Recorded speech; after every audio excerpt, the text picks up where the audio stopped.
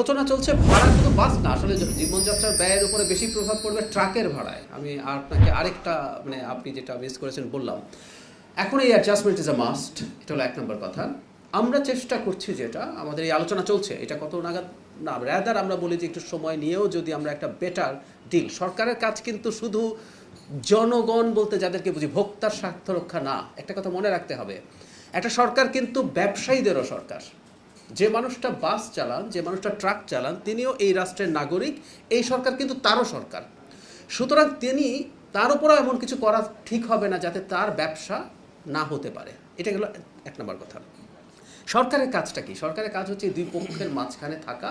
সবাই আবার সরকার কিন্তু কারো পক্ষ না, সরকার সবার সরকার। সরকার চেষ্টা করবে এমন একটা পয়েন্টে আসা যেখানে সবার কম ক্ষতি হয়। আমরা খেয়াল করি, আমি আগে একদিন বলেছিলাম এই সংকটে আমাদের প্রত্যেকের ক্ষতি হবে, এটা মেনে নিতে হবে। এটা সারা পৃথিবীতেই হচ্ছে, এমন কোনো কিছু হতে পারে না যে সবাই বা কেউ একটা অংশ এটা থেকে দূরে থাকবেন। সো সরকারের উদ্দেশ্য থাকবে এভাবে বলা, যেহেতু সংকটটা আছে, যতটা ভাড়া বাড়া উচিত লজিকলি মনে হয় তার চাইতে কিছুটা কম করা, তাতে তারাও কিছুটা ছাড় দিলেন।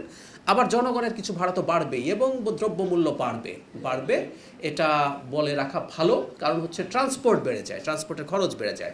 সরকারের কাজ কোনটা? আসলে সরকারের কাজ হচ্ছে মূল্য যৌক্তিকভাবে যতটা বাড়ার কথা, বৃদ্ধিটা যাতে অতটুকু হয়। আমাদের একটা প্রবণতা আছে, যখনই তেলের দাম বাড়ছে, ভাড়া বাড়ছে, দ্রব্যমূল্য ওই অজুহাতে যতটুকু বাড়ার কথা তার চেয়ে অনেক বেশি বাড়ছে।